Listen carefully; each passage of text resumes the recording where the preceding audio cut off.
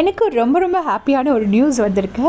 So அது வந்து 99% ட்ரூவாக தான் இருக்கும் அப்படின்னு நான் நினைக்கிறேன். கமருதீன் தான் இந்த பிக் பாஸ் இந்த டால் டாஸ்க்கை வின் பண்ணியிருக்காரு, மாஸ்க் டாஸ்க்கை. ஸோ நெக்ஸ்ட் வீக் அவருக்கு வந்து நாமினேஷன் ஃப்ரீ பாஸ். கமருதீன் நல்லா நேற்று வரைக்கும் நம்ம பார்த்த வரைக்கும் நல்லா தான் விளையாண்டுட்டு இருந்தார், செம்மையாக காமெடி பண்ணிட்டு இருந்தார். ஏன் அவரை விஷப்பூச்சி க்ளவுன் அப்படிலாம் சொல்கிறாங்கன்னு சத்தியமாக எனக்கு தெரியல. எனக்கு பார்த்த வரைக்குமே அவர் வந்து ரொம்ப ஹார்ம்லெஸ்ஸாக தான் இருக்கார்.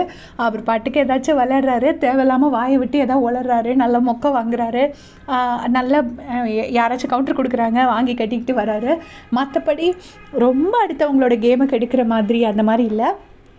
கோவத்தில் டப் டப்புன்னு வாயை விடுவாங்கள்ல, அந்த மாதிரி தான் எனக்கு தோணுச்சு பார்க்குறதுக்கு.